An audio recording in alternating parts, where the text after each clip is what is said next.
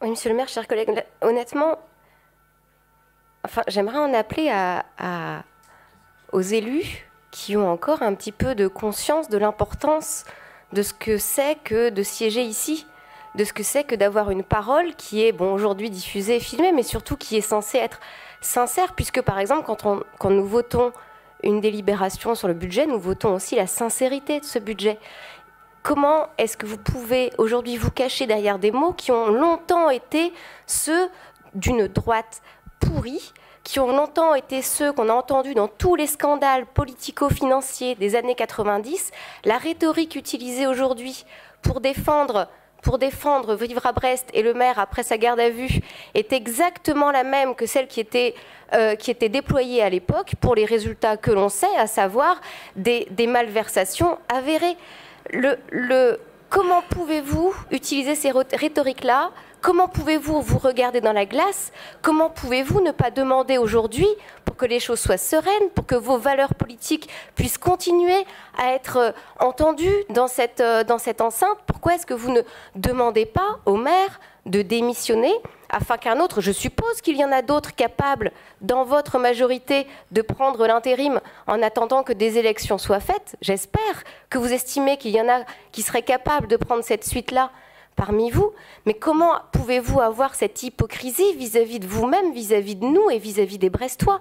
C'est presque terrifiant. Vous parlez de mauvaise foi, alors que tout ici, tout ce que nous entendons et toutes les vidéos qui sont faites depuis 3 ans, et depuis notamment mars, effectivement, 2018, où des questions ont été posées et des réponses ont été faites, tout montre que la mauvaise foi, au moins, voire même le mensonge, sont celles qui sortent de vos bouches.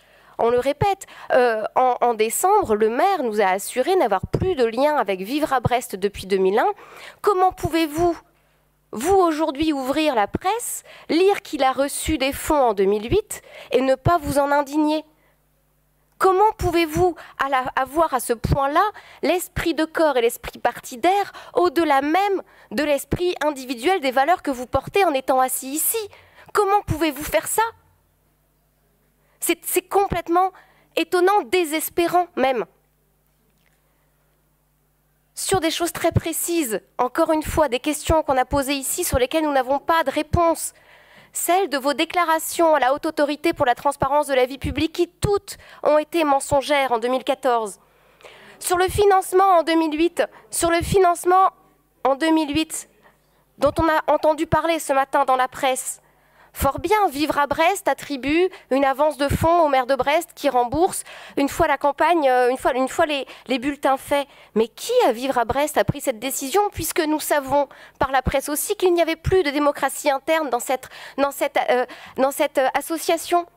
Comment pouvez-vous être certain que ce qui est dit ici par seulement quelques personnes, Monsieur Masson et Monsieur Pollard jusqu'à un certain point, Monsieur Cuyandre aujourd'hui est le seul à pouvoir nous dire comment est-ce que ces accords ont été signés? Comment est-ce qu'on peut être certain, puisqu'il y a eu une fois mensonge en décembre, qu'il n'y a pas à nouveau mensonge aujourd'hui? Comment est-ce qu'on peut le savoir? Et comment pouvez-vous, sans aucune vergogne, défendre à ce point une parole visiblement fragile? C'est vraiment désespérant. C'est honteux et désespérant. Éric Guélec. Oui, monsieur le maire, je